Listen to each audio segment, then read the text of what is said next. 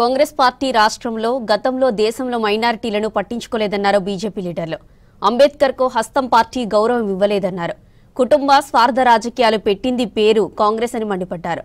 రేపు రాష్ట్రంలో కాంగ్రెస్ పాలనకు నిరసనగా ఇందిరా పార్క్ దగ్గర ధర్నా చేయనున్నారు నేతలు. దేశంలో బీజేపీ పాలనతోనే ప్రజలంతా సంతోషంగా ఉన్నారన్నారు కమలం పార్టీ లీడర్లు.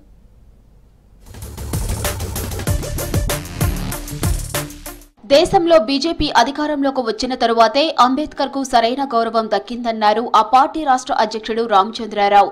1990 వరకు అంబేద్కర్ కు భారతరత్న ఇవ్వాలన్న ఆలోచనే కాంగ్రెస్ పార్టీకి లేదన్నారు.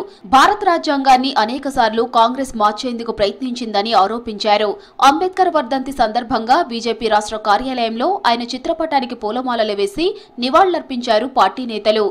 60 సంవత్సరాలుగా భారతదేశంలో భారతీయ జనతా పార్టీ ప్రభుత్వం రాకముందు కాంగ్రెస్ పార్టీ అనేక సంవత్సరాలు ఈ దేశాన్ని పరిపాలించి ఈ దేశ రాజ్యాంగాన్ని బాబాసాహెబ్ అంబేద్కర్ గారు రాసినటువంటి రాజ్యాంగాన్ని ఉల్లంఘించి దాన్ని మార్చే ప్రయత్నం చేసి రాజ్యాంగంలో ఇచ్చినటువంటి మౌలిక అధికారాలని ఎమర్జెన్సీ విధించి కాలరాసినటువంటి ఒక ప్రభుత్వం కాంగ్రెస్ పార్టీ ప్రభుత్వం. కరీంనగర్లోని తన ఆఫీసులో అంబేద్కర్ చిత్రపటానికి నివాళులర్పించారు కేంద్ర మంత్రి బండి సంజయ్. అంబేద్కర్ అన్ని వర్గాల అభివృద్ధికి ఎంతో కృషి చేశారన్నారు.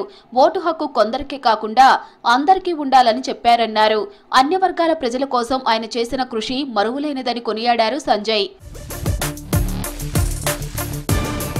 రేపు హైదరాబాద్ ఇందిరా పార్క్ దగ్గర బీజేపీ మహాధర్నా చెయ్యనుంది. కాంగ్రెస్ వైఫల్యాలు నిరసిస్తూ కాంగ్రెస్ ప్రజా విజయోత్సవాలకు వ్యతిరేకంగా ప్రజావంచన పేరుతో మహాధర్నా నిర్వహిస్తోంది కమలం పార్టీ.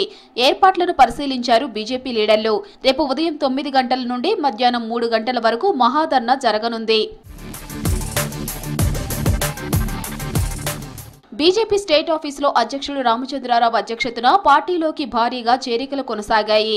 బీజేపీ మైనార్టీ మోర్చా ఆధ్వర్యంలో హైదరాబాద్ సిటీ నుంచి పలు ప్రాంతాల మైనార్టీలో కమలం పార్టీలో చేరారు. వారికి కండువా కప్పి పార్టీలోకి ఆహ్వానించారు రామచంద్రరావు.